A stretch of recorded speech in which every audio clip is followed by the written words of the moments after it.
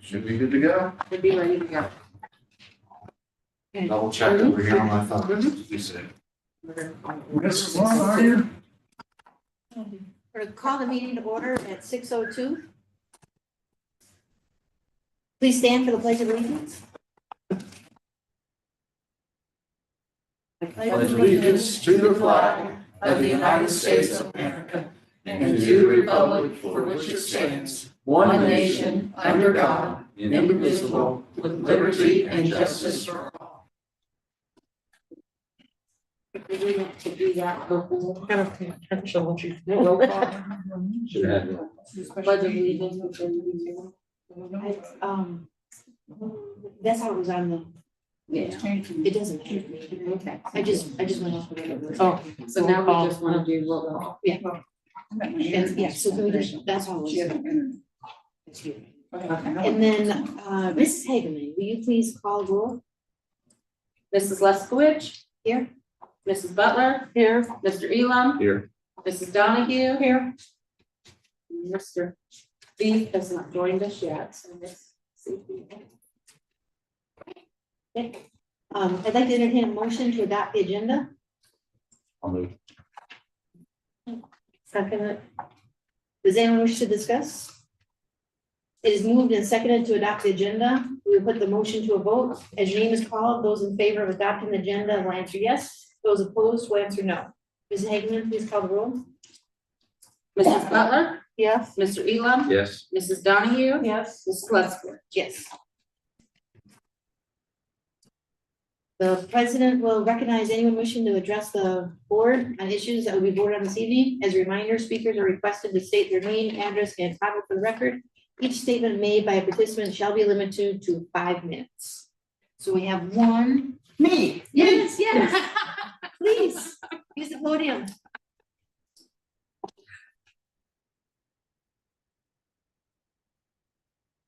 It took me 3 tries to get that email to you guys. I kept screwing up somebody's address.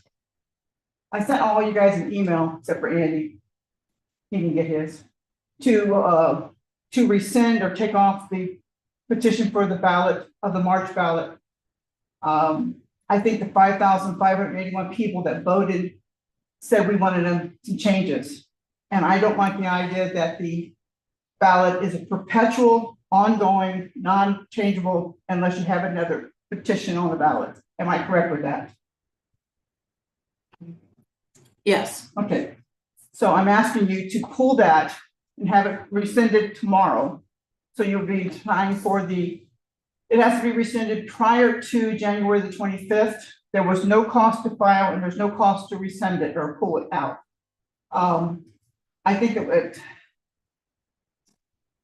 I have to be cautious how I speak about this, but this tax levy will not affect me financially. But I do believe it takes the voters' rights away to make changes, yay or nay.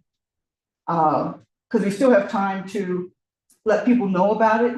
Because when I voted in November 2023, I didn't know that this thing was coming on that the old board had put through. So I'm asking you to take a vote tonight to pull it back because the teachers will still get paid. Because I believe that levy ends on the 2025. I believe so. We can do that. Okay. So that's why I'm asking you to pull that. Have a vote to pull that. And I appreciate that. Thank you. Thank you.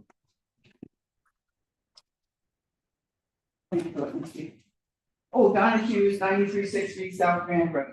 9360.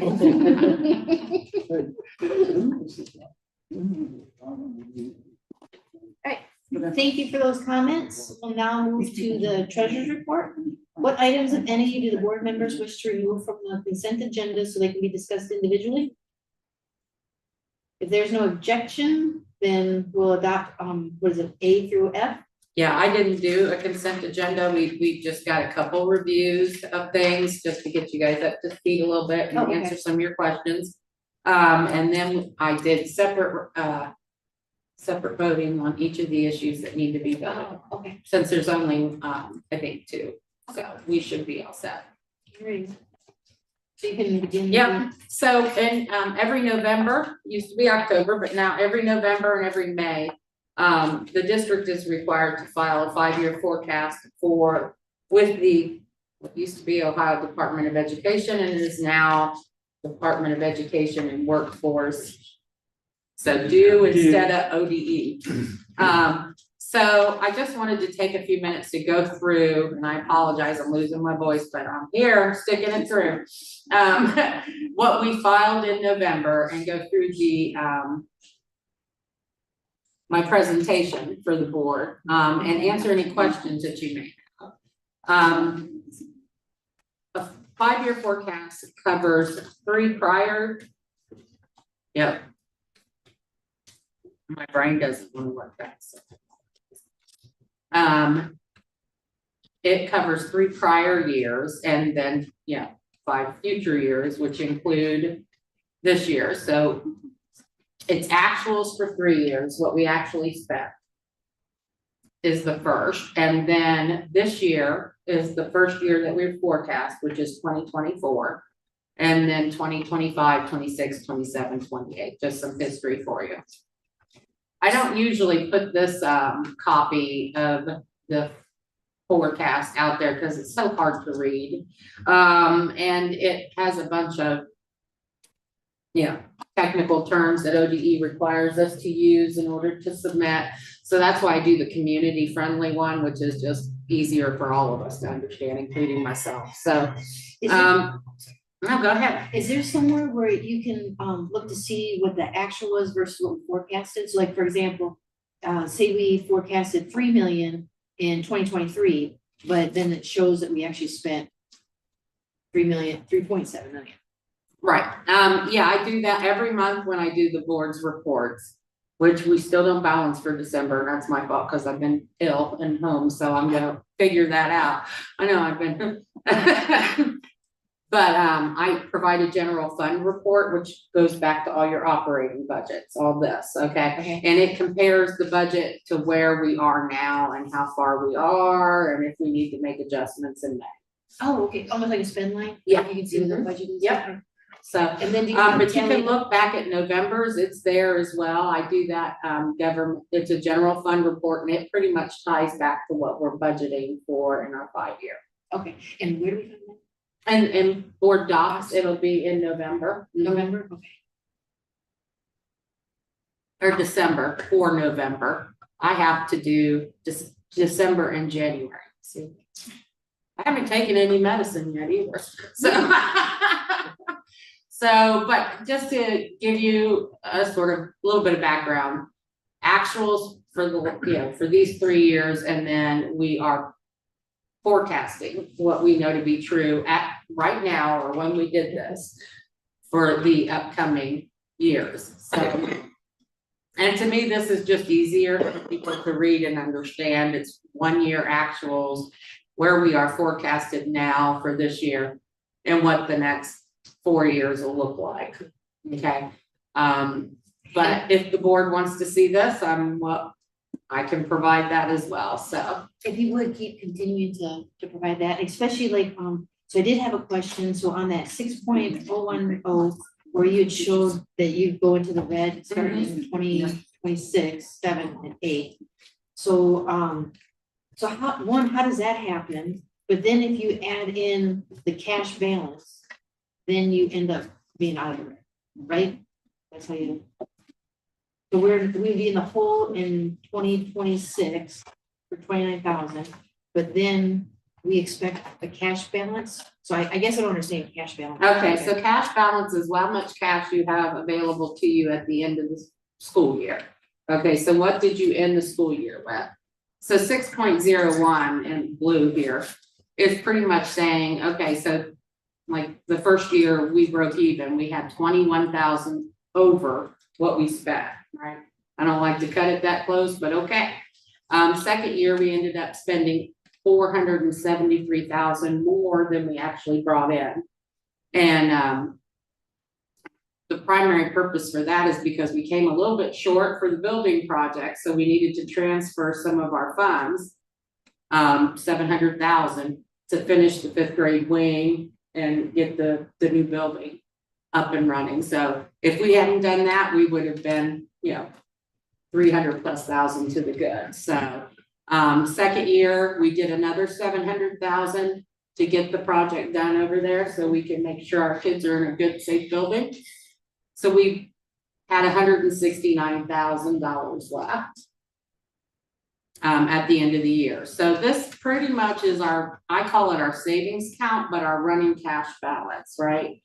So whatever we receive per year, less what we are anticipated to spend is the difference, right? So you always want to see a positive number there, no matter how small, right? And we do for 2024 and 2025. But in 2026, 27, and 28, you can see that the trend is starting to go the other way. So a couple things is I assume, and I put in our 5-year forecast, we're going to continue to collect the same amount of income taxes, which is why I asked the board to make it continue. It's included in all of our budgets. It's a guaranteed stream of revenue. We certainly want to keep that as long as we possibly can. This is going to cover 3 biennium budgets, right? 24, 25 is one biennium budget, 25, 26 is the second, and then 28 starts a third. It's impossible for me to know what our legislators are going to do in 2 more biennium budgets. So what I do is I freeze our funding and only increase it by what I anticipate our enrollment increases to be. Okay, so so any change to that's going to be a material effect on our 5-year, and that's why they asked you to do it in November and May. So if that money comes up, then we're good. If it doesn't, then we're not. But in order to sign off on the teachers' negotiated agreement, the treasurer has to sign what's called a 412, saying we have the funds to meet this obligation. We had to have the money here, meaning that we're going to be okay to sign. It says cash balance right here to sign that agreement. And we did a pretty good new salary schedule and all that for the teachers. So that's why I was able to go ahead and sign it, because we had that 3+ million, which is going to be hopefully 5 million by the end of this year, to carry us through those difficulties. So you can actually obligate funds without physically having the funds. right, I have to be able to say that I anticipate us having it, right? And then if we don't get it, what happens? Well, every kind of thing happens. If, like, let's say the voters vote down the income tax, that's $2.5 million that's going to go out of our coffers, right? So I have to adjust this, and if we don't have enough, then we have to submit a plan to ODE saying, unexpected loss of revenue, and this is how we're going to fix it.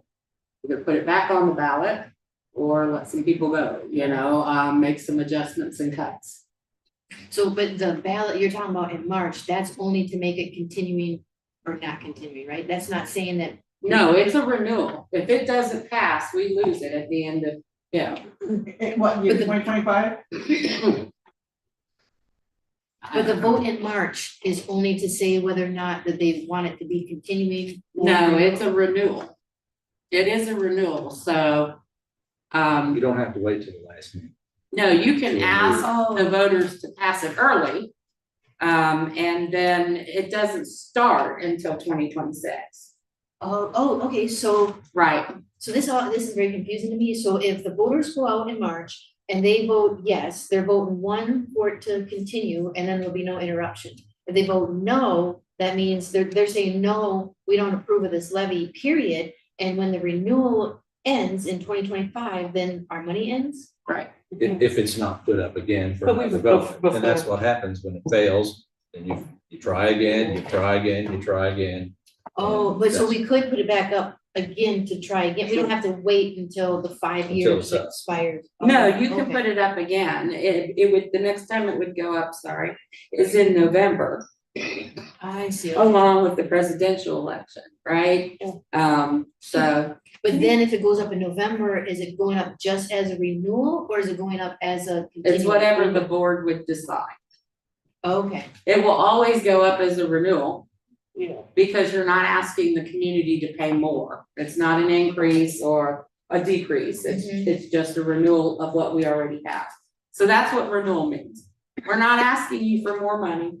We're keeping the amounts that we're asking for the same. That's renewal. If you change that amount at all, then it changes the language and you have to call it something else. Keeping the same percentage. Same Yes. percentage, same amount, Not the correct. same amount, but the same. The same percentage, but if right? this passes, we would never have that levy go on the ballot again Correct. because it'll be, So it's a Unless perpetual it ongoing. increases. yes. That's So- what I want. Well, I'm not at that point, but yes. So, Are there allowed to be regular issues put on a special election like in August? We wouldn't have to wait till November. I have to check because they've changed it. There's I not an don't, election in the state. they've changed It's it. listed on the thing that it could be a special election. I'm just saying, I looked. today Yeah, and it's some of still them listed. districts have been excluded from, Yeah. and so I have to go back because that law changed a while ago. I have to call and find out. So, And with that, even though it's an earned income levy, we still aren't allowed to do anything other than state the facts and then somebody else has to go out and educate everybody and. I mean, the board members can participate in any way you want, except you can't use district funds or district resources. Oh, okay. So if you guys want to help put together a levy or do anything like a levy committee or anything like that, then you can do that and assist with that. I can't, I'm not allowed to because technically I'm on call 24 hours a day, so there's really no free time, but I can answer questions, do an FAQ, anything. I just can't say you can or cannot vote for this. Right. You know, please do or don't. I can't promote it, yeah. So all I can do is answer questions and I can certainly, and I'll be working on the FAQ for everyone. But renewal just means that the amounts that the board is requesting from the community is unchanged. Whether that be a percentage for income tax or a straight number of mills or any property taxes. That's what renewal means. And so because we're not changing the percentage, which is 0.75%, and it's the least amount for any other district in Miami County, right? And I don't foresee us not needing that, Yeah. right? We've got tremendous growth. I think we're only one of 4 that's even experiencing growth. And it's cheap, it's less invasive is what I call it. It doesn't have as much of an effect on people with a limited income as property taxes do, right? Yeah. So if we pass a new levy, a property tax levy, if we ask the voters to pass another property tax levy, it would be like 10.35 mils that we would have to ask in order to get 2.5 million that we get in income tax. So that's why the suggestion was made to make it continuing. Now, you know, I don't have a crystal ball that sees way into the future. But if at some point the state says, hey, you're gonna get buku money, more so than we think, or there's some Hail Mary I'm not aware of, we can certainly pass a resolution. The board at that time can pass a resolution to reduce or take it off, right? It's always at the board's discretion. I don't foresee that ever happening, because this district, our community pays less than most. And now that the, school funding is in our favor for a while, we hope, I think that's good, but I just don't see us not needing that income tax. That's why I asked for it to be continuing, so. But so there is some flexibility, like you said, so we could do a resolution, say we wanted to either bump it up to 1% or bump it down to 0.5%. I do not think you can, well, you'd have to put a new resolution on a new tax if you want to increase it. Okay. Okay, so you couldn't just bump it up, but you could, we could talk to the Board of Elections and have the attorney write a letter, a resolution that says you can rescind or reduce. They just won't they won't let you increase without a vote. Yeah, that makes sense. But so there is still some flexibility, so I I'm think. pretty sure, I'll double check with an attorney, because I don't play one on TV, I don't know everything, so I think we can, so. Because I think yeah. some people are on the impression that once we vote, if it gets passed as a continuing, it's on the books forever and it can never change again as long as time shall be. So I just want to make sure that, That's a true statement. Once it's on there, it will stay at 0.75% forever Unless the until, board wants to change. until somebody makes Until it's a not. decision to change it. right, but that's an easy process. It's just another board vote for the most part. Right? Yeah. It So- could be, so, yeah. yeah. Could you raise it up or, No, you cannot increase it No. without a new vote. without a resolution? No, that's. No, without a With a new vote. vote, she said. So my understanding, and I'll double check with the attorneys, is if the board wants to rescind it, they pass a resolution. Meaning they not rescind it, if they want to take it off or stop it, you pass a resolution, you file that with the Board of Elections and they stop it. They Stop it or revert back to a renewal, no, they stop it. If you stop it, they stop it. and then we'd be out of the levy altogether. Yes, if you make that decision in the future, I'm just saying hypothetically. Right. If the board decides we don't need this anymore, we've got way too much money, we don't need this $2 million. We're gonna stop this income tax, which I don't foresee ever happening. I've been doing this for 18 years. I've never seen that happen. But if that's what if it fails or whatever, but you just file it, and I think, there's no vote. But I'll double check and make sure. So you can take it, you can stop it. If you want to reduce it, I think you can do that without a vote. Again, I'll have to check. But if you want to increase it, you must have a vote.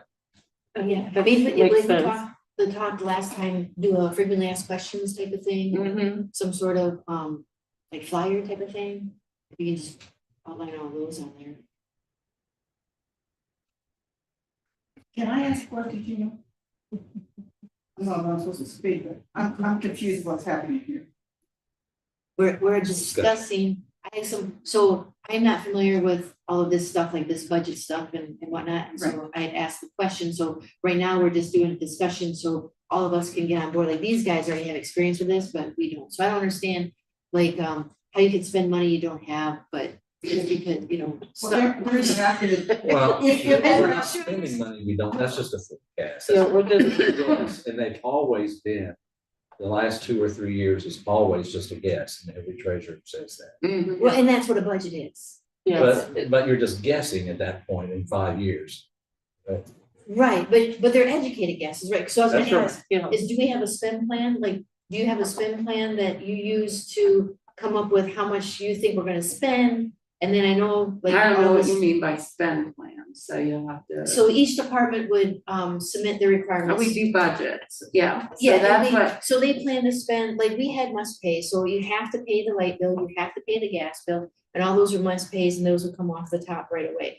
But then, each section would have a plan of how they're gonna spend their money, so they're gonna spend so much, like on small supply purchases, they're gonna spend so much on, the whatever contracts that they got coming down the chute, they're gonna spend so much on refreshing the Chromebooks or, a tech refresh or whatever. And then that's how much they plan to spend for the next year. So that's their plan of, or budget, same.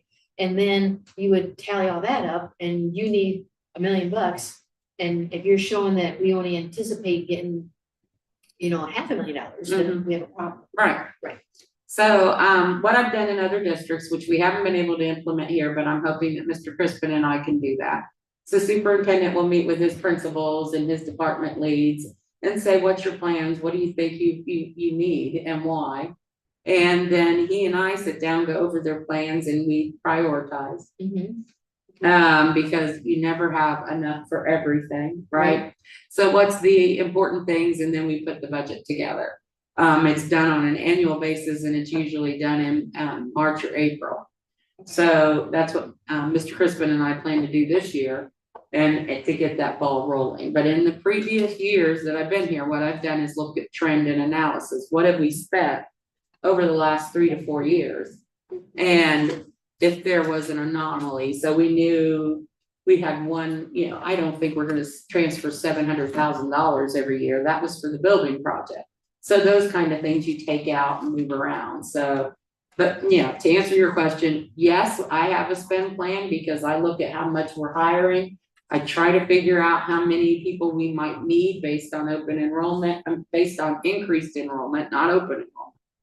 And then we try to factor all that in. We don't have it down to the level that I want, which is where the building principals and budget and department lead managers come in and sit and we go through their data. So we're working on that. Because the must spends for me are always going to be benefits, salaries, Right, and all your utilities and that kind of right, stuff. and those So, always come off the top, and Right. then you go over each department. And then I heard what you said about you don't have enough money for all the requirements, then do you do unfunded requirements? When you try to prioritize, then you do a list of unfunded. Yeah. And then you prioritize, and then as you get money, or you figure out. if we see that there's something we can do, or we get a grant, or, it might help us look for grants, that might help for that. Yeah, so, Okay. we have a list of that. We don't now, but that's the plan. Right, got it. That makes sense. Right. So, And you do this twice a year or once a year? I do it 5 years? twice a year, do it in November, we're required to submit it by November 30th and then May 31st. Okay, thank you. No problem. One question on the income tax. Is it only possible to have one income tax levy? I've never seen, I don't think I know of any district that has more than one. I don't think it's impossible, I just never heard it done before. Yeah. Just curious, out of curiosity, it's like we're talking about possible. What's that? How would you ever pass it? Right, it would There's be already hard one to, that's existing. right. Or you just bump up, or you just go to the motion to try and increase the other one? Yeah, I mean, the good thing about a continuing is it's a guaranteed revenue every year. The bad thing is you can't just bump it up, you can't ask for more. So if we have to ask for more, would we have to put a second one on? I assume so, yes, Now, have I seen that done? No. But it doesn't mean it can't be done. I don't Right, think and so. that was kind of my point of understanding is if we needed more, you could A, ask for another levy, or B, ask for more on the tenure. Somehow, yeah. So I guess there's plus and minuses to it, but I looked at it as, if in my household, if I had a pension coming in, and I know every year I have $10,000 a year coming in off a pension, I spend a lot different than I would if the government kept threatening to take it away from me. Correct. So Yes. I guess that would be the positive side of how it's trying to rationalize that it's not. I know some people were upset that they felt like they're losing control, but in all actuality, it just seems like it's a safer for budgeting and stuff, because again, this is a lot of guesswork into it, Mhm. that it just seems like at least that for sure you're gonna have, unless everybody moves out of the district. Well, that's not.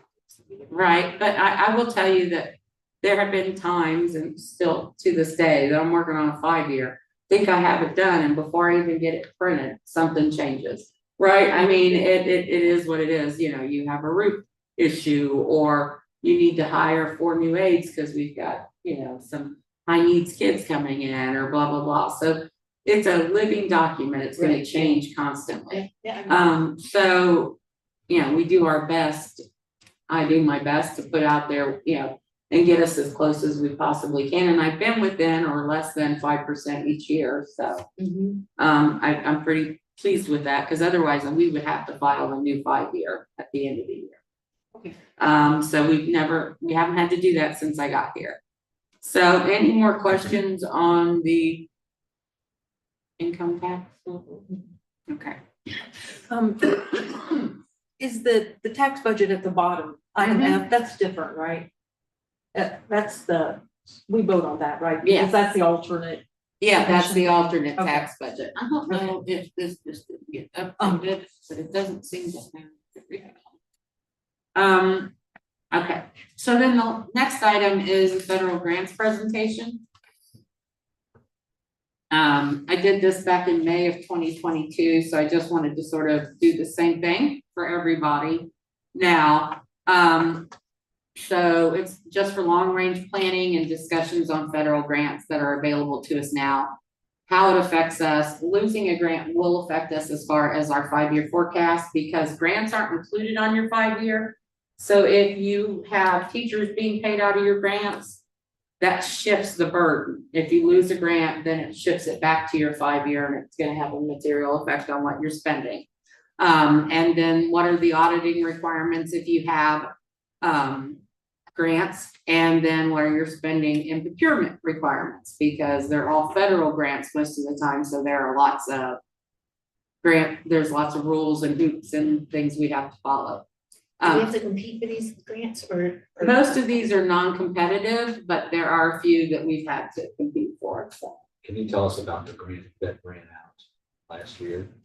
I believe it was last year, Mhm. social, in which we paid our counselors with. You remember that? Oh, An SEL grant, What? an SEL grant. yeah, it used to be, it's part of the it's not part of your foundation funding now, so that shifted it.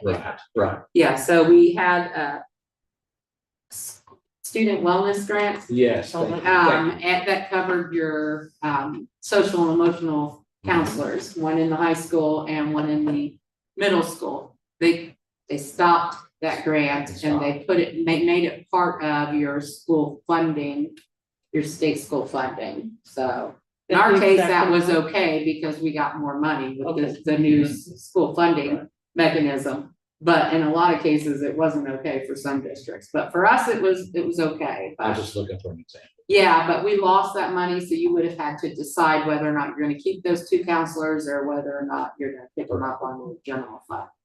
So what do we have this year is food service is considered a federal fund.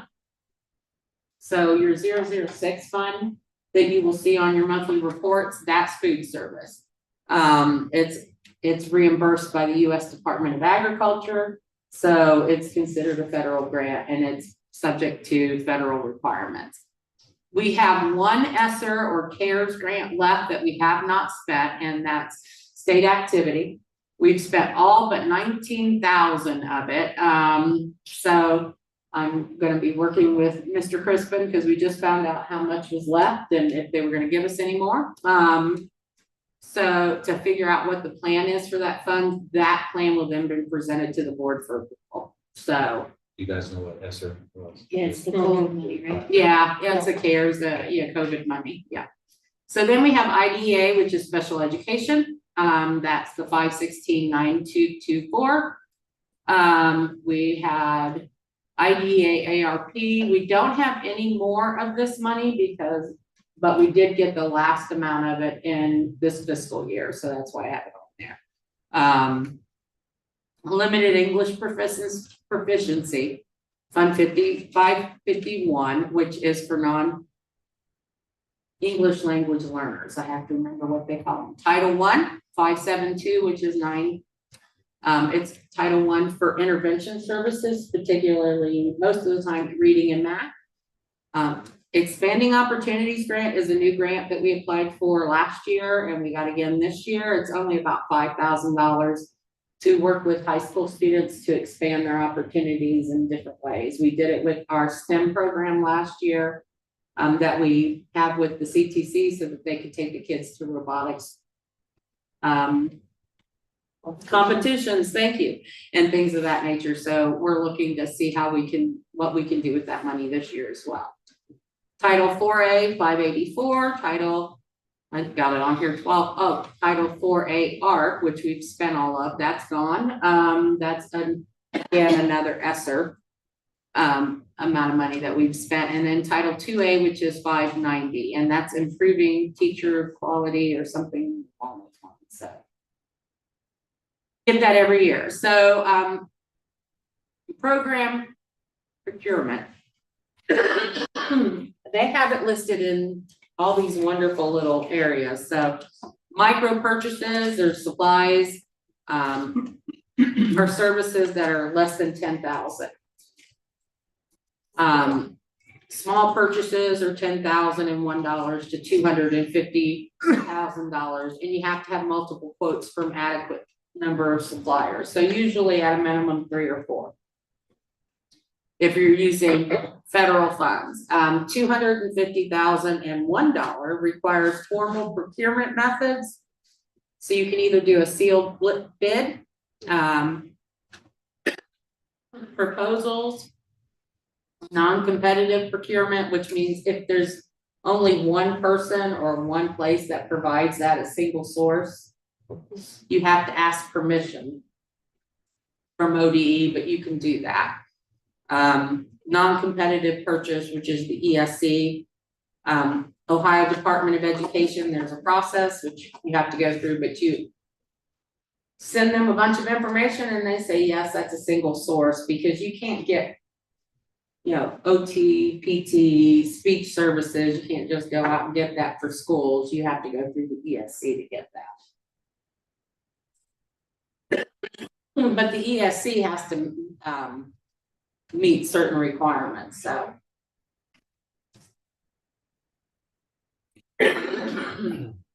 So you're saying that's like a sole source, like you say, I can't get the service anywhere, I can't put it out for bid.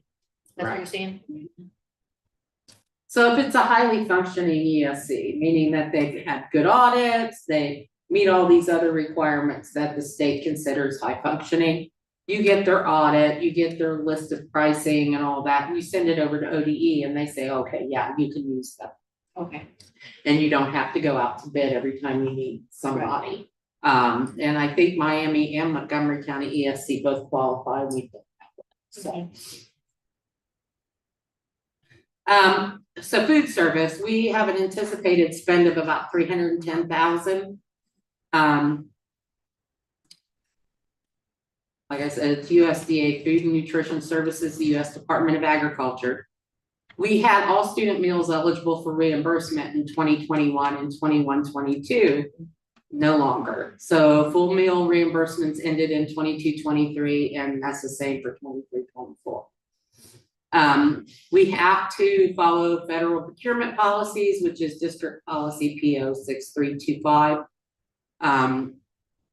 And so EPC helps us by doing all the contracts, doing all the bidding, because our food cost is more than a micro purchase or a small purchase. So they will put out formal bids and they give us a list of vendors we can choose from. And that's how we meet that requirement. The EPC helps us with that. Otherwise, that's. And would you say EPC was in? It's a Southwestern Educational Purchasing Council. It's a consortium that we're part of. We purchased buses through them. We purchased health insurance through them, so that they ever provide for a number of districts, they can get us better pricing. Oh, okay. Oh, Yeah. Like they've already gone out and done that because I bet. Yeah. So if we're using local vendors, we just have to get multiple quotes for things. So says ARP, but it's really state activity grant. It's round 4 of COVID. We have 19,316.18, and we need to get a plan together and have that approved. Took them a little longer, meaning ODE, to go through all the final expenditure reports submitted by all districts. And then we had to wait for them to tell us how much we had. So we've used it for purchase of student devices, laptops for teachers. We did and so we have to be able to argue that this minimizes the spread of COVID and assists the district. So it's not just free money we can spend anywhere. There's always a requirement. And we have until September 30, 2024. And there are discussions that are ongoing saying they may extend it to December 2024, but I haven't heard anything definite yet. So, but for 19 grand, there's no reason. No, not for us. We've spent most of our, all of our money except this 19,000. I think we have $200 left in one other ESSER fund, and I'm just going to expense that out using something we've already bought, like so that we can just just Yeah, zero it yeah, and out. they say we can because it's during that time period, so I'm allowed to do that. They want me to. They want me to spend the $228, so. It's like a user lose, right? Yeah. So, Title 1A, we have 157,313.56. We cover salary and benefits for one full-time teacher. Used to be we would use that coupled with Title 4A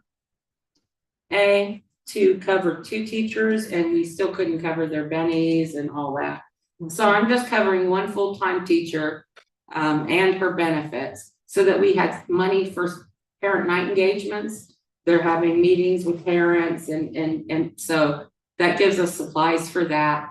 And then intervention relating to reading and or math supplies, we needed that. So, and training and supplies for teachers. We were able for the first time to send our we have 2 Title I teachers for training and get some updated training this year. So I wanted to make sure we had 2 funds available for that.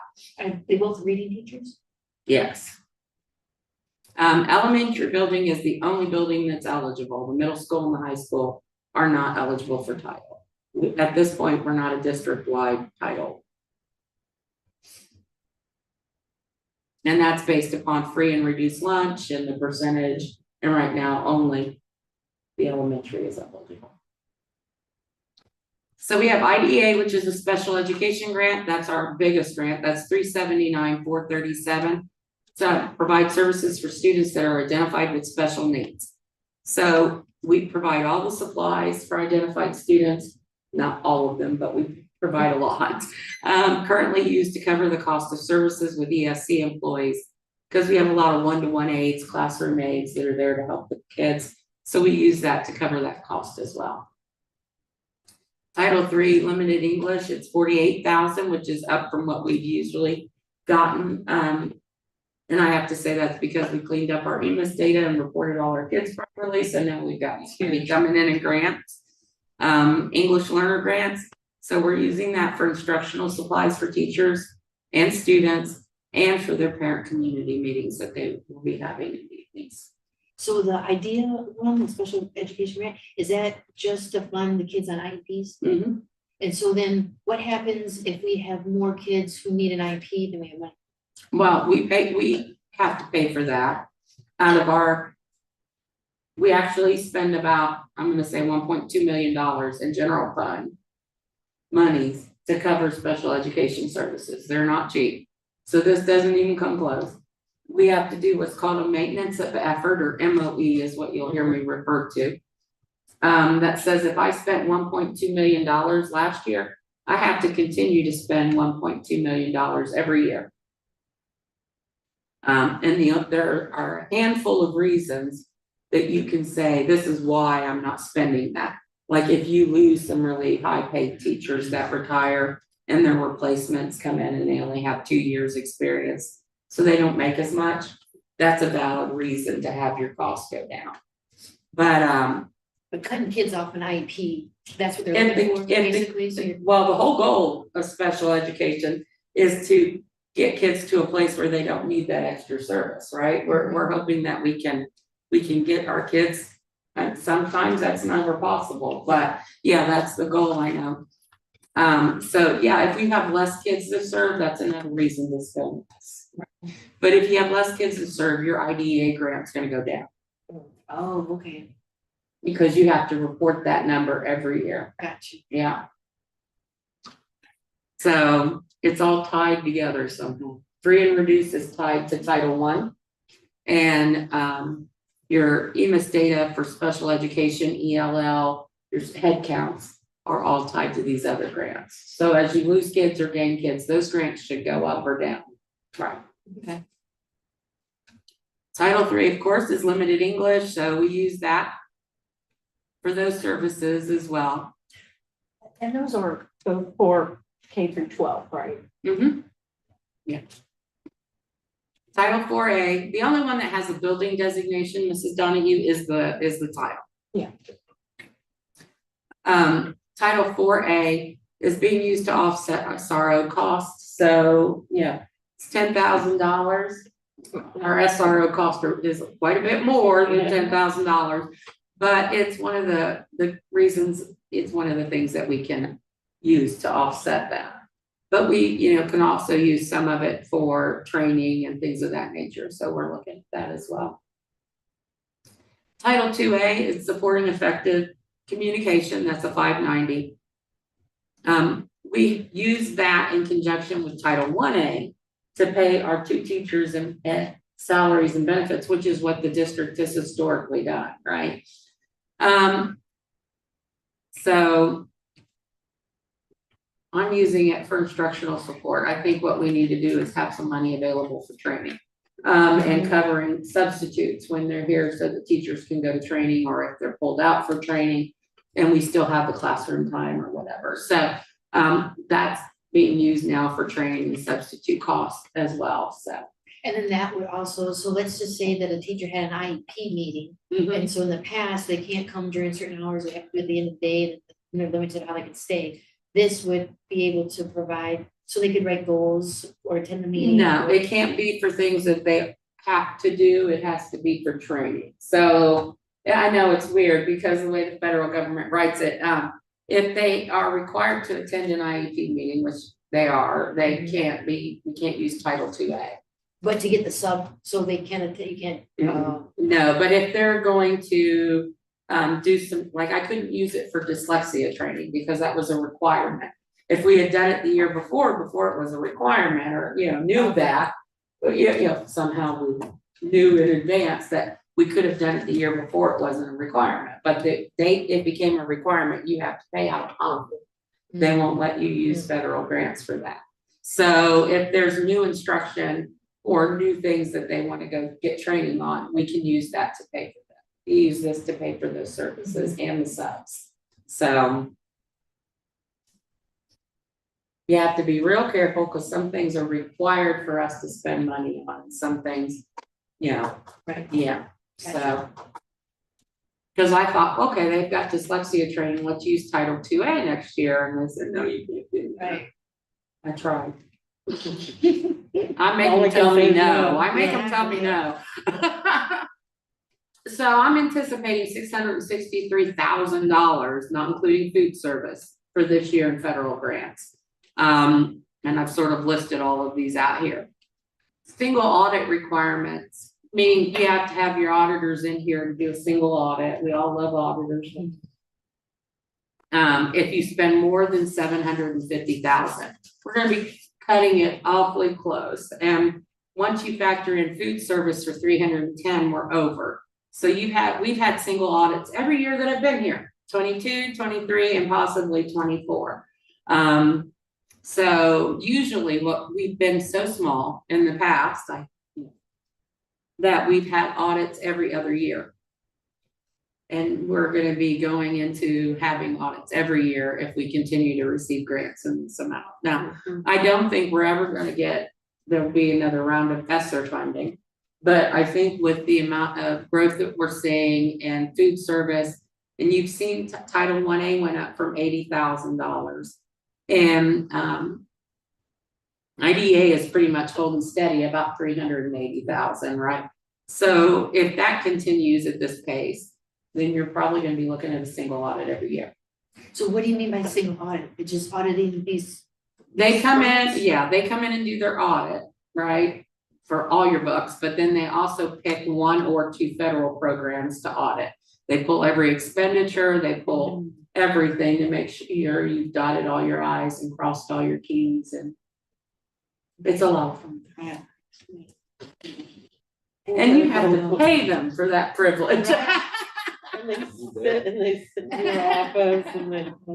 Yeah, I mean, I yelled at one once. I'm like, what do you want? Yeah, they kept coming back. Everything is what I want. Yeah, they want everything. So one of the good things we did is put everything on SCView. So I can just give them a username and password, and I'm not, me nor my staff are running around pulling paper. My first audit here, it was all paper. I thought I haven't done this since the 80s and 90s, or, you know, Right. just a kid that online. But in the early 2000s is when we pulled paper. I'm like, I'm not doing this anymore. So Now you're 22, 23, 24. All that's on SCBU, everything in the back end. So most of the time they're just asking for me to provide stuff, so. And like I said earlier, loss of those funds could shift it to general fund unless we decide we're not gonna continue services. So, you know, we have to be able to keep a close eye on that. Any questions? Okay, So, who writes our grants, or do we have somebody who goes and seeks these grants? So if they don't come down and say, hey, we got a grant for you guys, do we have somebody that writes and applies and? no, we don't have anybody that writes for grants. This is all done through what the state calls a CCIP, module. And I do all that. So at this point, as we're getting larger, is that a position, like, do schools? I've asked Montgomery County ESC if they could help me with that, because there's a lot of curriculum-based stuff that I am not your person. I am just, my area of expertise is Right. finance, right? So, that may be a contract that we enter into with Montgomery County ESC, and they will help us write all that and meet with Mr. Crispin and get all that. Yeah, so I've done okay, but I think we could do a lot better. Yeah. Yeah, I mean, there's a lot of money out there to be had. Mhm. So you're saying that we could actually go to the ESC, contract with the ESC Mhm. and ask them to help us find grants and. Well, I don't know if they'll help us find grants, but they'll certainly help us do the CCIP and get all that stuff done and up to date and where it needs to be.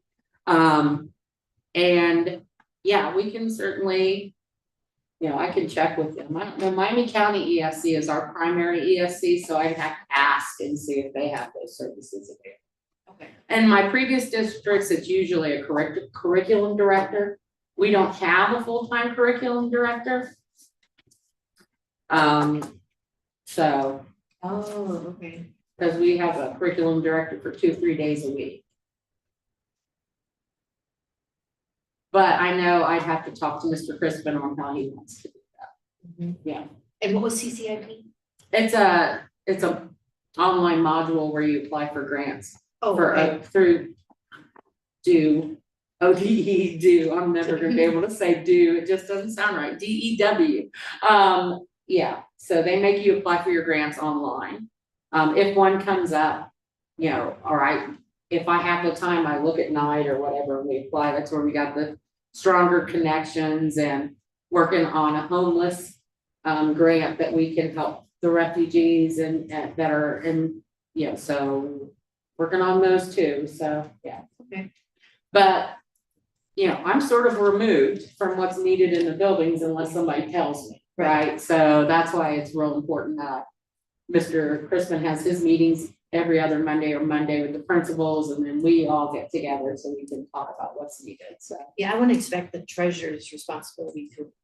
It write does in right grants now, and- yeah. It does right now, has for a while, and I think that's part of the reason why you don't have more. Right, I think you would be eligible for more, not a whole lot more, because it's not like we're a high poverty district, you know, those are the first districts that get all the grant money, right? I was in Adams County and they were high poverty. Yeah, I could get any grant, I put my finger on it. I want that one. So, but that's not the case here, yeah, so, but we've tried to get a few more, but I think we could get a whole lot more if we had somebody who was sort of dedicated to that. And I know bigger districts have that, or they make it part of their curriculum team's responsibility or something like that, so. Any other questions? They don't necessarily have to be bigger. I know Northwestern has. Oh, do they? yeah, I mean. I So they know don't, it's- the schools don't have to necessarily be big. But it could Just be like someone a to do it. part-time position or, you know, We'll add it full-time on to position. the curriculum director and then Well, make that if you position have- a full. Yeah, if you whatever. can get a full-time curriculum director, that might be something they can do, yeah. Add to their.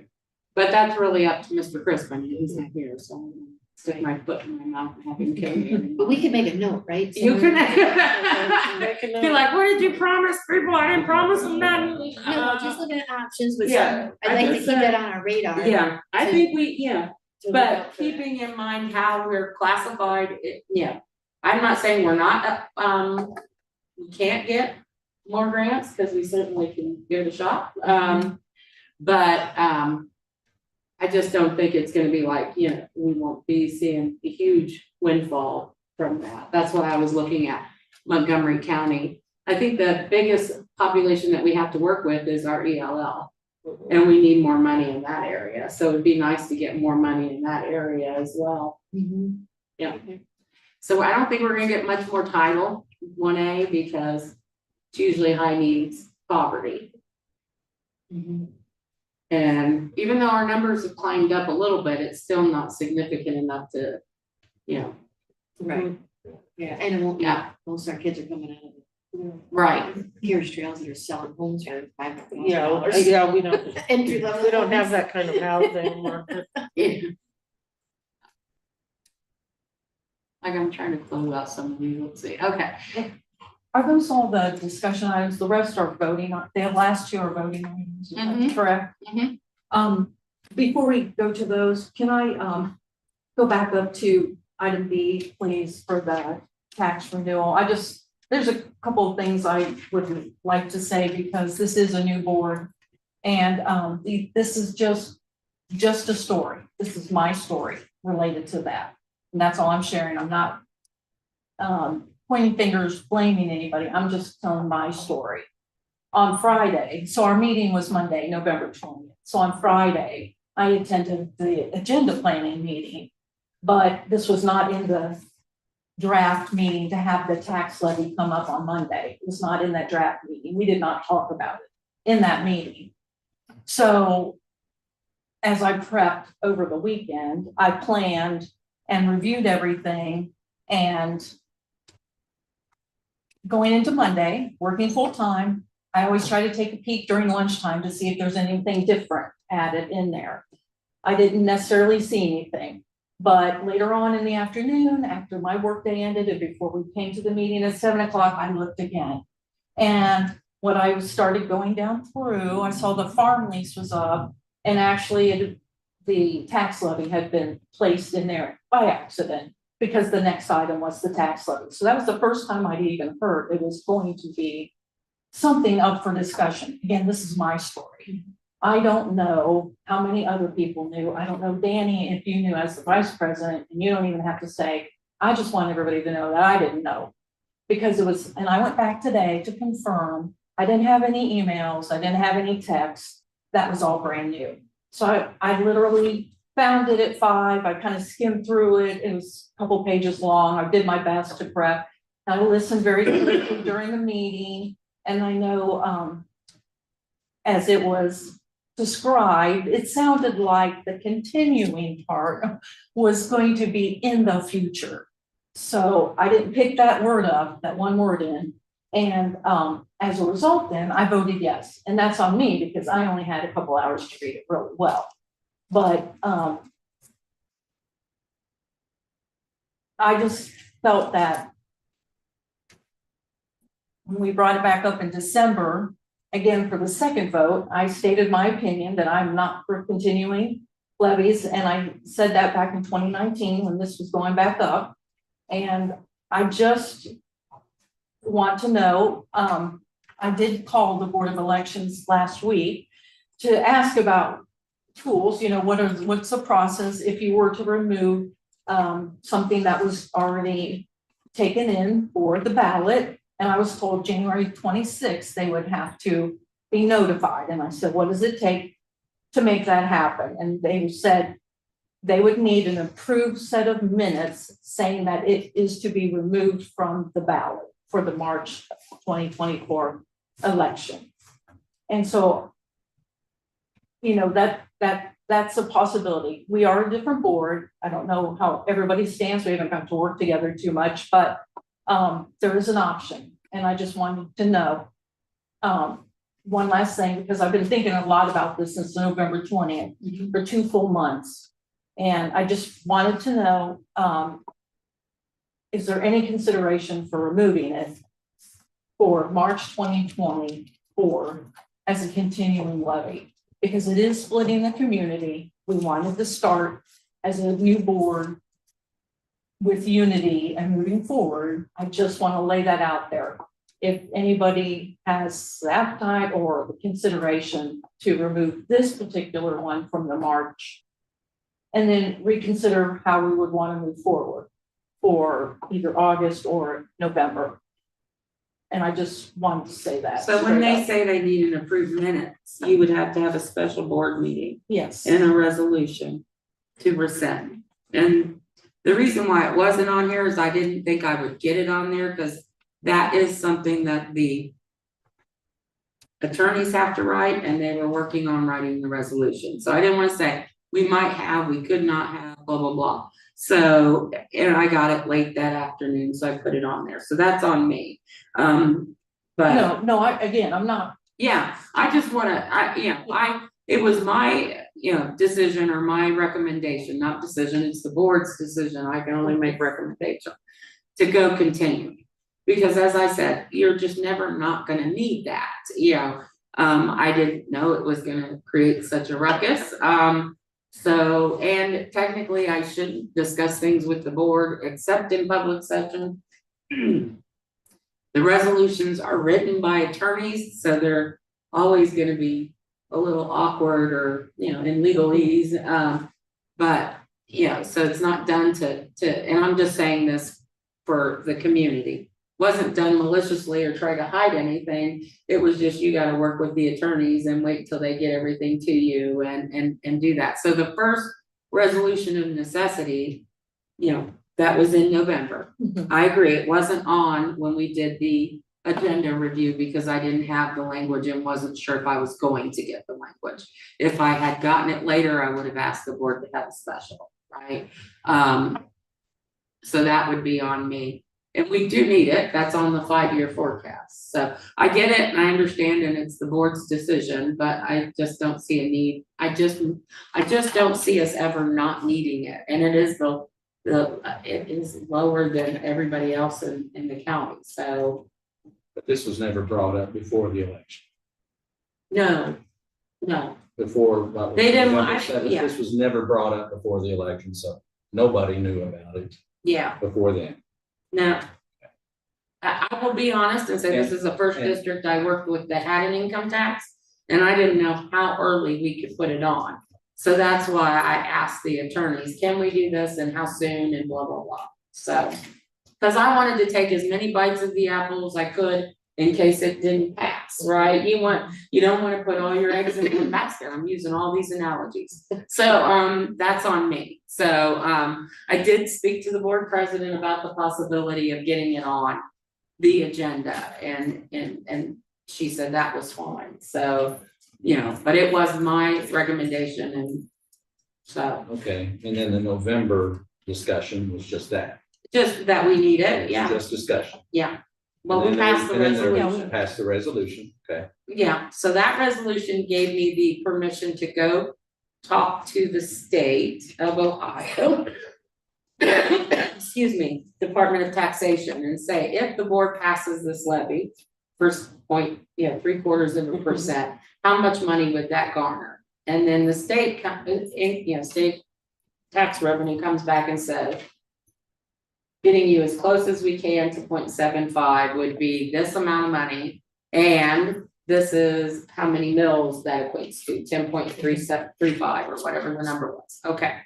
So once we have that, then that goes back to the attorney. They write the second resolution to proceed, which is done in December. And that's what was on the agenda December 18th, and asked the board to approve because we had, or December 16th or 17th, I can't remember. Yeah. Because it had to be I think filed it's by the 18th or 19th, yeah. So December 18th had to be filed by the 19th, sort of like now with the tax budget, has to be filed tomorrow, so I'll be, unless we're all snowed in, I'll be running down to Troy tomorrow, and that's on me. So the resolution to proceed puts it on the ballot. That's what was passed in December. Right. November just gives me the authority to go ask the To go Department of ask and Tax. see how much it's going to. be. Correct, yes, Yes. Yeah. because they have to certify the percentage and the amount. When I say they, the state. So the actual vote Taxation. was in December, right, Then you took it the next day. yes, I ran it down the next day.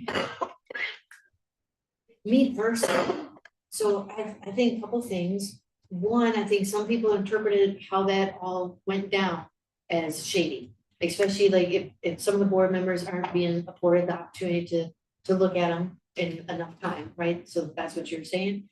But my stance would be is we might have new board members on the board right now, but it was still the Bethel Local School District's board. And that decision was made by the board to put it on the ballot.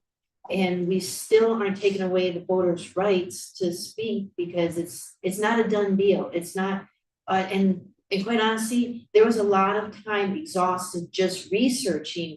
Can we rescind it? Can we pull our questions back? Can we go back to board of elections? Can we put it back on a new ballot? I can't imagine how much work is going to be invested in asking for that levy. So, and then when I use the analogy of when you're planning and a pension, so I get a retirement from the Air Force and it stays the same other than if we get a cost of living allowance comes up every year. But I know every year I can count on that. So when I go buy a car, I know that I have that much money. If we were come to a point where the president or the government or DOD starts making cuts and then they go in after our retirement, I would not make those same decisions nor I could have. So when I prepared for the last meeting, I looked up in between May was it May until now, there's been almost 100 people or 100 students increase in the school and we don't even have a new development yet. And so I guess me personally, I don't see where we're not going to need the money. And with that, why would we go out and continue asking people for the money? And it's not on the property. So then I went to the OSBA conference sheet and they used the example of $100,000 home at 35%. The cost per 1 mil was $35. I don't understand mills, but I'm Okay, we can assuming, go through that, yeah, I'm assuming that $200,000 would bump up to 70 and so on. And then Right. that's 1 mil and then times it by 10. And then that's how much somebody would owe. So this is a steady state of earned income percentage. So if we get more people in, if they don't make as much money, then they don't pay as much. If they make more money, then they pay more. But what we tap into won't ever increase is just based off of your salary. So I understand that some people feel like they're losing power. And then if that's a 5-year levy, if they don't like what the board is doing, they can vote us out every 2 years. In 2 more years, you guys are gonna be up for election. And then, Three spots. right, there'll be 3 spots. And if they don't like what decisions we're Then 2 making, years later. we can- right, vote them out. And then, but by trying to control using a levy as a control mechanism, one, it's only gonna hurt the students because, okay, then we're gonna have to cut funding for teachers or cut curriculum or whatever cuts are coming. So I guess I don't see any harm in that either. And then I would just say that again, that everybody still has a voice and they can voice it at the polls. My only thing is, so I have to admit, all I knew on my income tax form that I had to find the 4-digit code for Bethel, and I had to put it on there. And then that's what I paid because I thought that was just a rule for around here. I had no idea it was even 11. I didn't know it was renewing. I don't even know what renewing levy was, none of that. But, and quite honestly, anytime I see a levy on a ballot, if it's for the school, I just vote yes, because if they didn't need the money, they wouldn't ask for it. Now, we could have the argument, do they need it because of frivolous spending or do they truly need it? I don't know. I should have went to more meetings and found that, answer that. I didn't care if the school asked for it, that I was paying for it. So I don't see for as much frustration and as much anger is out there about this levy. I guess I don't see a bad thing by allowing the voters to come out and vote for it. And hopefully, I mean, me personally, I would like to continue because that's one less gas that we have to do in the budget. So I guess that's my stance. So maybe if we want to publicly let everybody, so it's out there, they can review it, or if they're watching tonight, they can understand. So my stance would be, it was a board decision. We just have new members. Sorry for how it went down. The only thing, we're trying to fix it. We brought it up in the last meeting under unfinished business. We tried to educate a little bit more about how, what it really means. You're going to do the frequently asked questions, a flyer. We even offered, maybe there's a town hall meeting we had suggested perhaps, the prosecuting attorney, the Board of Elections, the people that know what they're talking about, that can articulate, because then nobody can argue saying you're biased, because you're gonna be for, and rightfully so, you'd be for the school getting more money and do something like that. So I think that we have other options to make sure that the voters are educated, and it's not just, you know, the continuing is buried in the verbiage. It doesn't matter now, because now, I wouldn't say the cat's out of the bag, because that makes it sound like it was hidden, but it's open now that there is a difference of what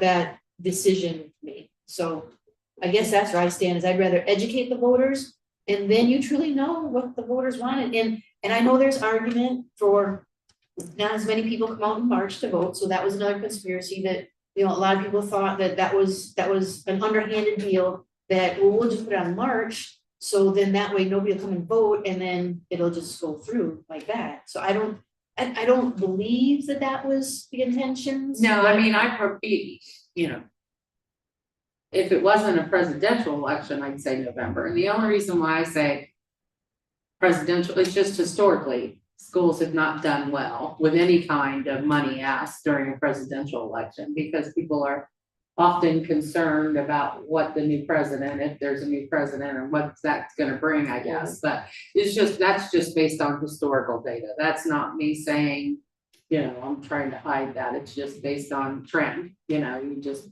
after being a treasurer for so many years, they're like, don't put it on a presidential ballot. So that's the rule of thumb we try to avoid, so. And it's gonna be a primary election, right? So Right. that will draw more people, so Yeah. it's not like it was a typical election when there's not gonna be more voters. And quite honestly, if the people wanna come out and vote, they'll come out and vote. And then I went back to, we had 5,644 voters come out to vote for the four people that are on the ballot for the 2 seats on this board. Wait a minute, what? Yeah, if you add up, so there was 2 seats, right? So it was myself and Reagan and Lori and Payhel. If you add up all of those 4 people's votes, it came out to 5,644 votes. In December, there was 12 emails that were sent to the board. And in January, there was 1 email sent to the board, and then today there was 1 more sent to the board. And those were copy and paste emails, so they were drafted up, and they were asked for the community to go and submit and do your concerns. And only 13 people copied and pasted and hit send. So that sends another message that it might be, and I know that of those 13 emails, there's a lot of people are saying that there was more people that felt that strongly about it, but those people didn't feel that strongly enough to copy, paste, and hit send in their email. So again, if we're a board elected by the entire district to make these decisions for the best interest of the entire district, it's hard to make an argument that that's the entire district, or the majority, not even closely the majority, is 0.002%, I think it is. So I honestly made a conscious effort to look at all sides, and came up with my own conclusion like that. Not very much, and I want everybody to vote. I mean, even if it had been just a regular straight renewal with the, you know, expiring in 5 years, yeah, people would get their chance to vote, no matter what. That's the end goal, that people have their voice heard, and it is. I agree that, you know, I think people would do 5 years, and then they come back in 5 years. I don't think that really ever would stop, honestly. It just builds a little more interest, but it's fine either way. If people will go and vote. Well, I was here when it first came into play, and it was horrific. We lost so many people. We lost great programs, our home ec, our shop class. When we had a rift. When we had a rift, 12 years ago. because we had a shortfall in our budget, and so we went to this. Teachers were asked to give back their raise. I got It was reduction in force, right? Right. It's a rift. Okay. right. I got 40 days cut off I was a 260. I got cut back to a 240. And then we passed So we passed it, but you don't get your money right away. No, it takes a year. Took over a year to get our funds, so we were in suspended animation, really struggling for that year. It was not pretty, and I don't want this district to ever again be in that gap where we have a lot more to juggle now and a lot more at stake. I don't ever want it to come to the point where we don't renew it and now we're scrambling, and it significantly impacted the district. And so with this continuing, we know we have to have these funds. It's the most equitable way within our community to raise the funds.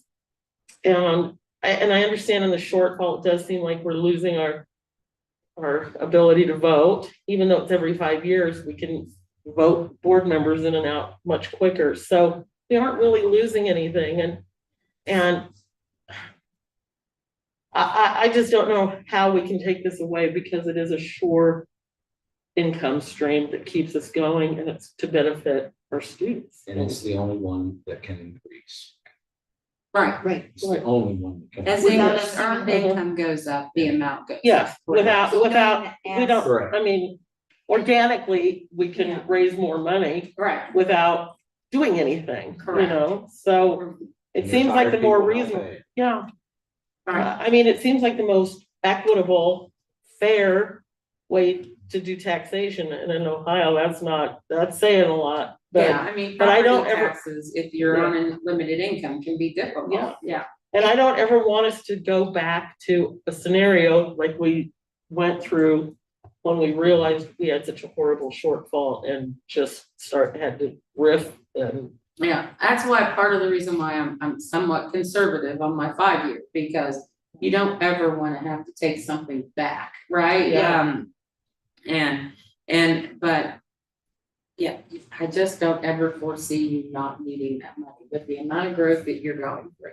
Yeah. I understand the community's concern.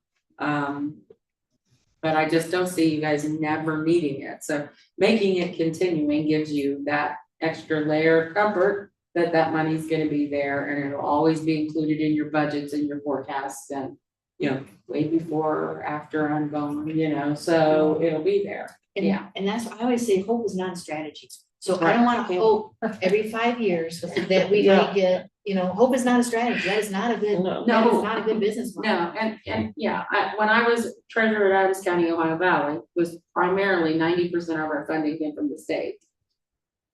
Hope was part of the strategy. That's all you could do at that point, right? Because you That's an couldn't raise. Extreme southern. Yeah. Ohio. Yeah. It's on Ohio River. Oh, Yeah, Towards it's- Manchester. If your medium income is like 18,000, Yeah. right? right. So thankfully we're not, and I don't wanna go through, And I've had to go through those things. It's Yeah. not pleasant. No, No. and We then lost if peop- janitors, we lost our SRO, we lost, oh, I can't recall all the people that. it took years to kind of come Yes. back from that, And and then all it the wasn't, steps had freeze, and all the steps were frozen, and we just got that fixed.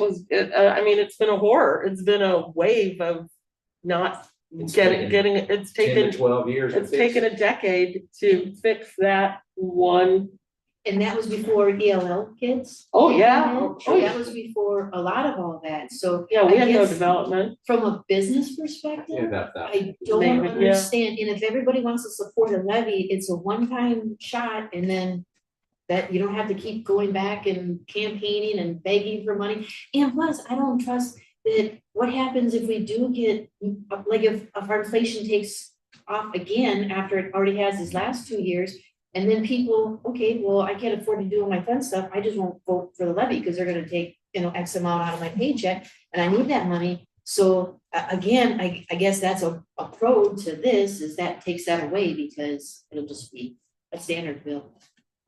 Thank you. Please forgive me, but I gotta say one thing.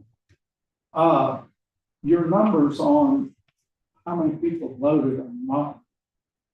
I'm looking at the Board of Education, or the Board of Elections, and I'm looking at ours. And in the school board races, there was 7,214 people registered that was eligible to vote. Out of those, 54.19% voted. If you do the math, it'll be like 3,990. Right, I'm So just, less than 4,000 people voted. But when you went to vote, like for you and Jackie, I always get this wrong, but I just hit me outside, Reagan and Jackie, the same person voted for each Yep. of you, and then they voted for him. So to say that 5,583 or 38, whatever your number is, voted is not correct. That is not correct, and you can get it straight from the Board of Elections. okay, well, 1,800 people and some change voted for me, and Yes. 1,800 and some voted The for same Reagan, people. and 60% of the voters voted for Andy. So, No, 54.19% voted. And out of that, so many of them voted for Andy, was out of, what, about 1,100. oh, okay, so my point was that the majority of the district voted for us. Absolutely, well, you And- wouldn't be sitting And there. then these guys, and so they entrusted us to make these decisions, and so that's my take. Reagan, do you wanna add any? No, I'm. You're just saying this because that's the number that's been thrown around. I keep hearing it, and it's not the number you should be throwing around, because I agree with you, not on much, but on this, you should leave it alone. They made a decision, leave it on the ballot. I will vote for it 100%. Look how much time is being wasted. If it was continual, you wouldn't be wasting the time. And if you get to where you don't need it, which won't happen in anybody's lifetime in this room, you can reduce. Okay, thank you. Well, thank you for the Thank discussion. you. Yes, On that, but my God, don't put out to the voters how many people voted, because they're all gonna look it up and say, well, these people don't know nothing. okay, thank you. And Thank then, you. do you have any more? Thank you for allowing me, you didn't have to, but thank you. I'm undecided. Initially, I was against it, but you've made very good reason points, and I didn't remember or know about the struggle that's caused, and just now, obviously, it's had repercussions all the way up until now, and so I'm still excited. Thank you for the time and the discussion. I Absolutely. appreciate it. So Thank you. can we lay this to rest? I think so. That it's a done deal and it's in a rearview mirror, or pressing forward. See, we'll circle back in March if anything's different. Mhm. But thank you for bringing that up, because I think that was important, that everybody publicly announced their own feelings, and it's not just one person putting thoughts in everybody's head. So the first item to vote on this evening is the detailed check register for December. I get the board's approval, and then I load this into check register for the state, right? So everybody has access to it. I know we had a lot of questions. I had a list. I didn't have a chance to go through the whole list, but I wanted to sort of touch on it a little bit, and hopefully that will answer the community members' questions that they have. Ohio checkbook, thank you, yes. Let's see. I think it was here, December 1st payroll. One of the questions it was this amount, this $15,148.54. We're not paying one person $15,000, no. The way the payroll rolls up and posts to our accounting system is by that long account number. The USAS account number. Yeah, it's a required It account. means something. You does, it does. So this is 001 is general fund, 1110 is elementary education, right? Right, And then 111, which is the object code, is salaries, right? Right. And then if you move over, I think there's a 010 there, which just designates your elementary building as 010. So that's a group of elementary teachers that got their pay for 15,000. No one person is receiving that amount of money. No. I think the next one was 1120. Again, 1120 is middle school, 111 is salaries, and then 020 is the middle school. Right, so we can differentiate between buildings. I think and then 1130 is, this one here, the second from the bottom, 17,000, that's high school. So 1130, 111 is instruction at the high school, 030 is the high school. Now, do we have that information? Well, yeah, I have all that information in a separate system in the payroll system. But what post is my accounts. So, I mean, that's what we're required by law to provide to the Ohio checkbook, and that's what we put in our USAS system, and that's what's audited. So I don't have individual payroll checks in here unless one person is getting paid from one account. Then you could pretty much say, yeah, oh, bus yeah. driver in there Yeah. for 964. Yeah, so if there's like one driver that's getting charged to a special account because we're tracking it for a specific reason. Or, but for the most part, these are all sort of rolling things up. By account. So I'm not paying people 15,000, but if I need to go through that whole list, November and December, let me know. But I went through the first 4 or 5 and I realized that these are all those accounts that are sort of rolling up, but if you need me to go through it, I'll let me know. What I was gonna say is, if you would you just reply back to that question and just explain that these are lines of accounting? Right. And it's grouped into by elementary, by middle school, by high school, or however you Yeah, wanna say that. And then if there's any further questions, I will handle them. That's not a problem. I don't think you have to go through every line. of I hope not, yeah. No. So that's But how you can't just close the loop, so at least we identified it, we looked at it, we answered. Yeah, the and so question. that's the same thing on the December 29th kind of payroll. So it doesn't have, we don't hold all that detail in USAS as far as what person got what. It all just posts based upon the account number. So that's all in our payroll system. So what you do see, if I can get this thing to move for me, it doesn't like me to. Once you get through all the payroll stuff is when you start seeing Insurance and Medicare. insurance, Medicare, and then our actual accounts payable checks. That's where you see the detail, because that is housed in your accounting software that shows, who we, paid driver classes for and what those, we try to put as much detail on there, whether or not they're reconciled or still outstanding, what we cut in the month of December total. So that is then approved by the board so that I can send it to Ohio checkbook. Thank you for that, Danny. My brain isn't working. And I just need your approval for that. And so we are approving that those are all valid Mhm. payments. Yep. So, I'll make a motion that we approve item, December checks issued, item D. Is that what it was? Do we have any second? Did you say second? Second. Second, okay. And so, we have a motion that's been seconded to approve, agenda item D, is that what you said it was? Yeah. And so, we take the, roll, please? Sure. Mrs. Leskowicz, Yes, Mrs. Butler, Yes. Mrs. Donahue, Yes. Mr. Elam, Yes. Mr. B. Yes. All right, so December monthly reports, I'm still off. Now I'm off $2,000. I was 8, but then I found something and now I'm off 2. Okay. But now I gotta go back. Sometimes it gets better before it gets worse, before it gets better, but we're gonna find it. So I will have those at the next board meeting. We can do that in what month? February. What month are we in, Danny?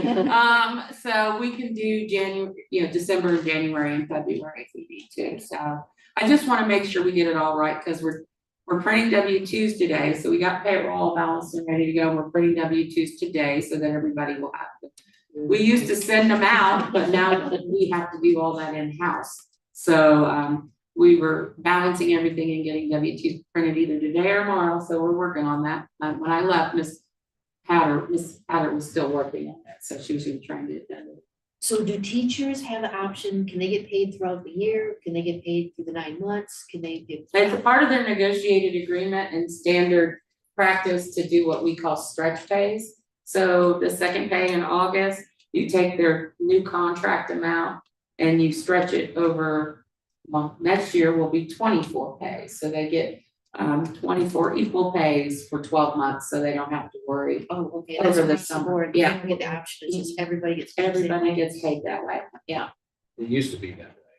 What we, you Mhm. used to be able to have an option, especially with supplemental contracts. Mhm. Oh, But yeah. then things changed. Too hard. Right, that's It's a too funny hard for nightmare, treasurers. right? Yeah, cash flow gets a little crazy, not knowing how much I need, when I need it, yeah, so. So we've been on 26, and this will be the last year that we're on 26, and we'll go to 24, which is better. Because every time you do 26, you get stuck in the leap year debacle where Oh, people that's start why getting it's paid changed. before they work, Mhm. right? Gotcha. And we were in that situation, but hopefully Is that we an are issue? Right. gonna have that all Is that fixed. an issue? Is Because that's payday our. changing also? Yeah, That's it'll the be the tax 10th resolution and the for 25th, I think, is what we came up with. Was the closest to what our current pay periods Okay. are, so people didn't have to wait a long time to get their first check, so. This is a tax budget. We passed the first resolution, which is to accept the alternate tax budget, and that's what the second resolution here is as well, that you pass the first one and then you're gonna pass the second one and approve the tax budget. So not a lot of, there are some counties that don't require a tax budget. I know we talked about this a little earlier. Miami County is not one of those, but like Montgomery County doesn't, auditor's office doesn't require a tax budget. They use your 5-year as your, as what I like to say is proof that we need the taxes, right? So that, but, you know, Miami County does require a tax budget, must be filed tomorrow. They have a deadline date of the 20th, but that's Saturday, so it has to be filed tomorrow. And if I have to drive in the snow, here we go.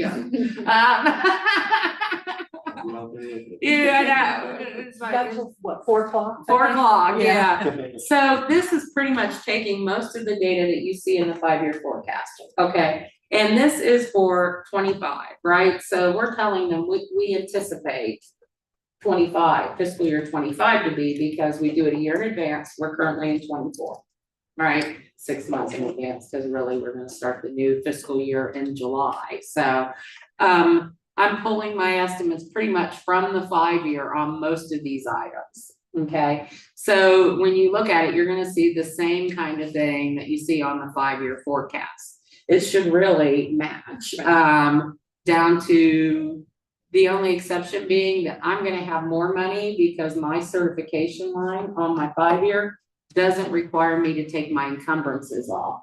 What's an encumbrance? That's where you have outstanding purchase orders that have not been paid.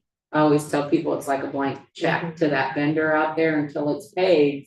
I still have to have money available to pay it. In 2023, we had 600,000+ in outstanding encumbrances, but I'm hoping we can get that down now that we have a full team in the treasurer's office and we can get these POs reviewed and closed. So that's the goal. Because we don't want to have that many purchase orders outstanding at the end of the year. And then, I'm sorry, this is property tax revenue? well, it's, yeah, this is for the Miami County Auditor's Office. So you go through all your taxes. You go through your income taxes that you receive, and then you have to tell them all your other receipts. And the other receipts for us is gonna be your unrestricted funding from the state, your restricted funding from the state. And that's pretty much the bulk of it that goes in there. Cause they are referencing that. When they look at their stuff, they're looking at just your taxes, and they don't even consider income taxes. They want me to list that separately.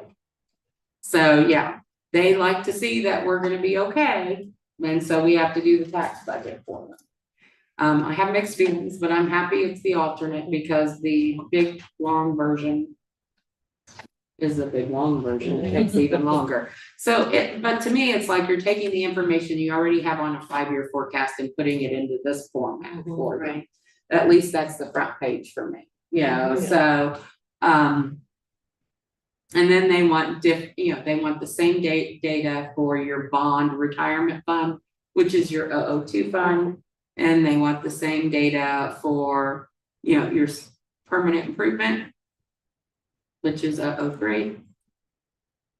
And we have RPI split, permanent improvement money that's inside millage and outside millage. So they have it split on here too,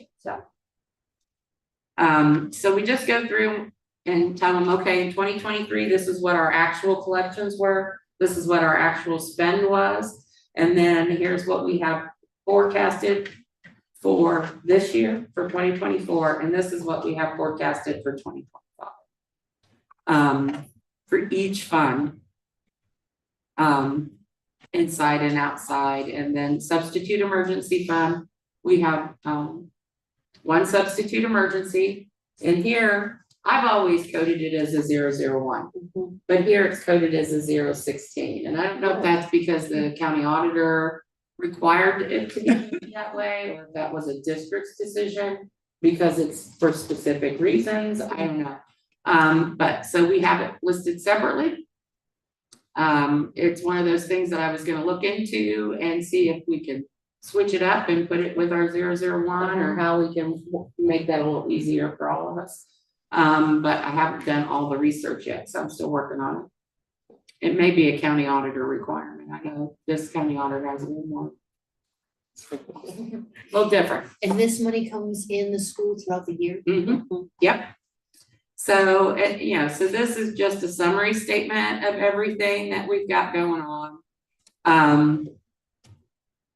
Agency funds, general fund, special revenue funds. And what's a special revenue fund? It is anything that's not an 001, 002, 003. But it's like, 016 can be a special revenue fund. 019, which is where we get grants from like Troy Foundation, those kind of things. So it pulls all of these into different categories. So here's special revenue funds.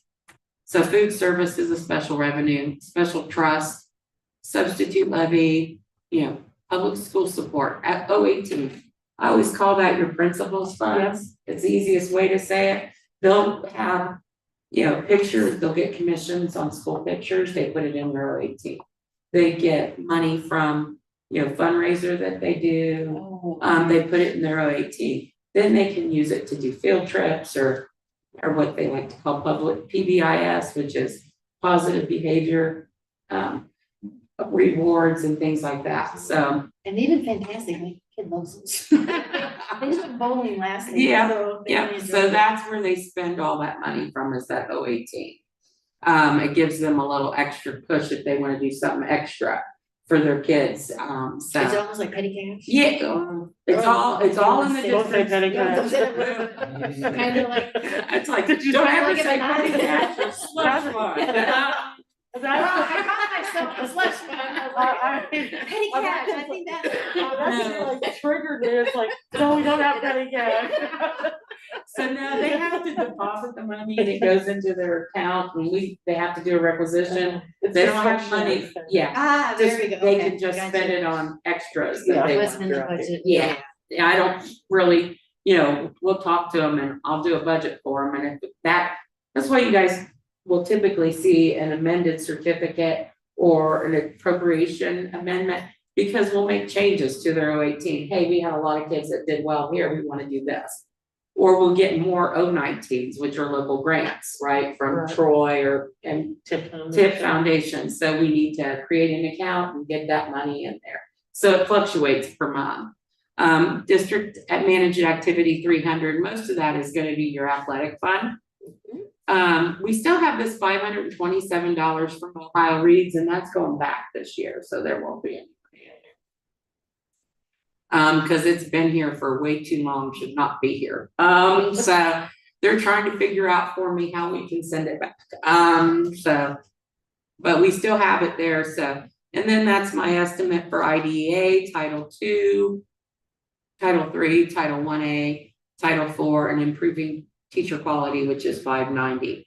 I don't foresee us having any more ESSER money. Now, I'll take it if they want to give it to us, but we didn't expect the state activity fund.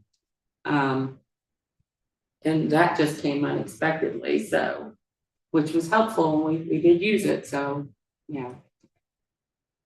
But it breaks everything down, by budget year and, oh gosh, it just pretty much, the purpose is to tell the county auditor, yes, please send us our tax dollars, we need those monies. And they go through and double check my numbers, and then they'll send us something that says, this is what your tax, this is what your millage is gonna be, and you have to approve that in February. So they use that to say, yes, they need this money, and then they send out to us what they think our millage is gonna be, and then how much we will be collecting each year, and the board has to approve that in February or March, so it's all these little hoops we have to jump through.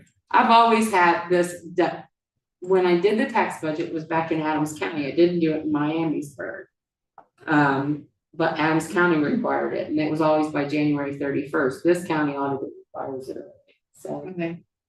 It's a new one. But that's okay. But as you look through this, if you have any questions, let me know. Most of it is just gonna mirror the 5-year, which is the general fund and the substitute, yeah. But yeah, I always have to do little extras for them too, so. And it's 2025, so I'm guessing at a lot of this stuff, because we haven't put a budget together for 2025.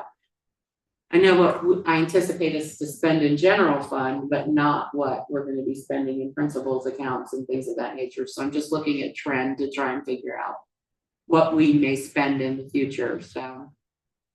And they get a copy of those reports that you approve every month. So they know when we're changing in the budgets, so they get all that, so. But if you have any questions, let me know. I have to have it filed tomorrow by 4. This is not typically how I do things. I usually don't wait till the last minute, but I have been Speaking deadly of ill. trends, I know. Yeah. The income tax thing wasn't my issue. I was like, when do I have to have it filed? He says the 19th. I'm like, okay, we have a meeting on the 18th. I can run it the next day. That'd be perfect. Perfect. I don't have to have another meeting, so. But yeah, so this is our debt. We have certificates of participation, COPS issue. That's how we built the new building. Okay, so it's pretty much the way. It's not debt, but it is debt. Isn't that, it's funny how I have to say it. It's a lease. So what we've done is leased our property, our building, our stadium, right? We've leased it to a third party, and we're paying them every year on that lease to buy our property back. We didn't issue bonds. It's not real debt, so it's not like we issued a bond. So the board set up the 070 account, to pay for that lease every year. And that's what we've been putting 30% of our money and stuff into to do that. So is it like a reverse mortgage? Yeah, sort of works that way. That's how schools will finance a project. I financed a project in Miamisburg, similar, which was a stadium for $5 million. So, yeah. And then we won't own that at the end? We will own it at the end. Yeah, we just have to pay the lease off.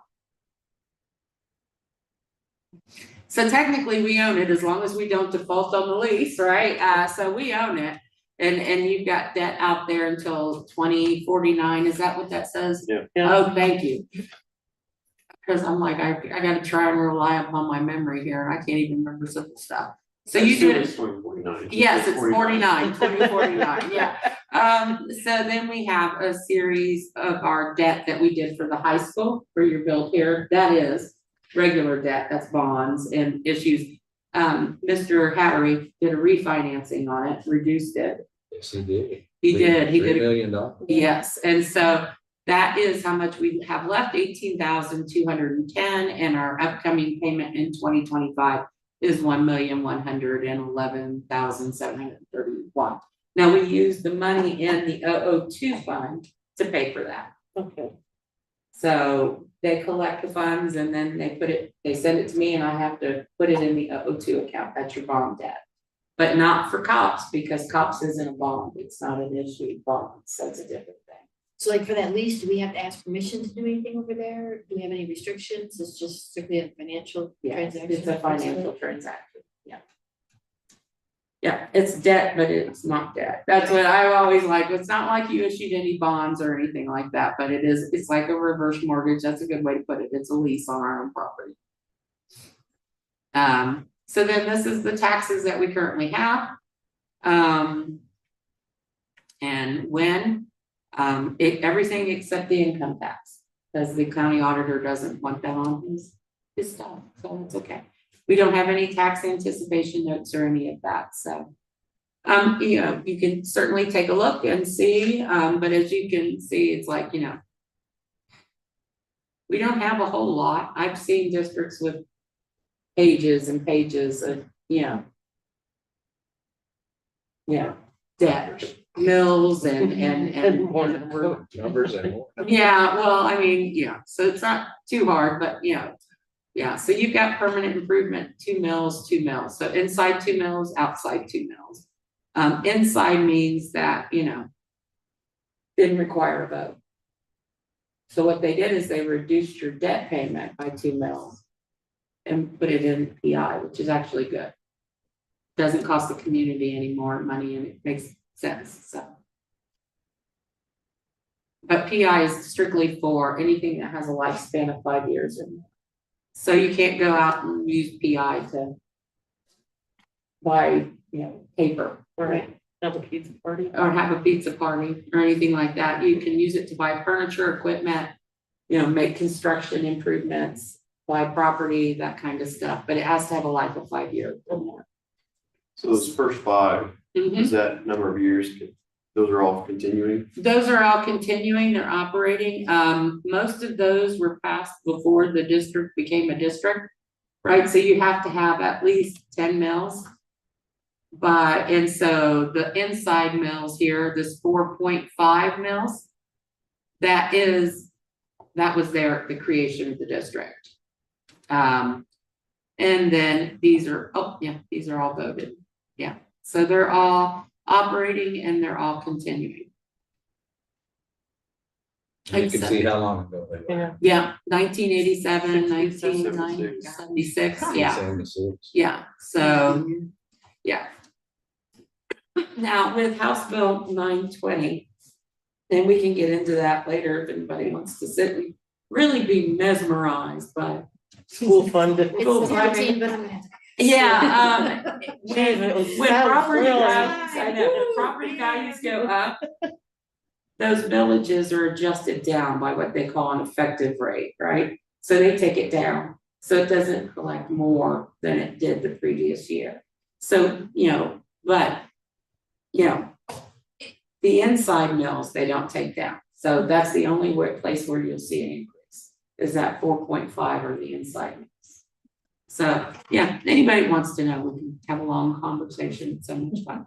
Riveting. Thanks for the warning. I know, it's hard to make it exciting unless you do it, you know, so. Yeah. So I just need your approval on the tax budget so we can get it filed for tomorrow. So we have a motion. Well, Oh, sorry. if you look at the document, I was looking through, I did see one, there's a typo, and I don't think, Uh-oh. I don't know if it matters, but. Well, that's the wrong one. Let me go back. So tell me if I made a typo. Yeah, I think it's just above. The paragraph, just above the roll call Uh-huh. Oh, in the resolution. in the resolution.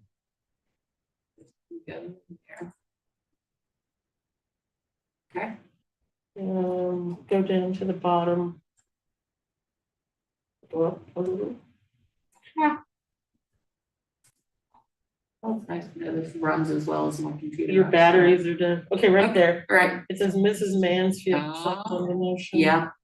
So I'll have to fix that. Okay, Yeah, because she's not doing that. I was gonna say, read it a good couple catch, yes. times thinking. So yeah, we'll make, with the exception of that change, so that'll be changed based upon new seconds, so. I have to make. I'll make a motion to adopt item E for approval.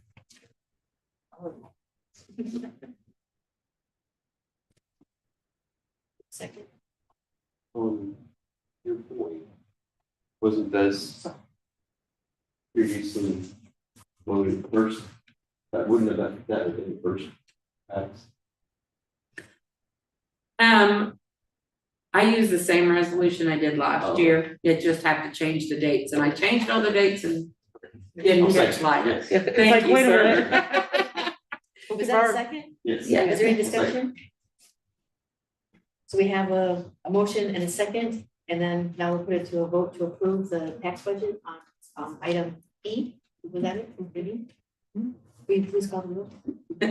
Mrs. Butler, Yes. Mrs. Donahue, Yes. Mr. Elam, Yes. Mr. B, Yes. Mrs. Leskowitz. Yes. Thank you. I apologize. I usually try to catch it.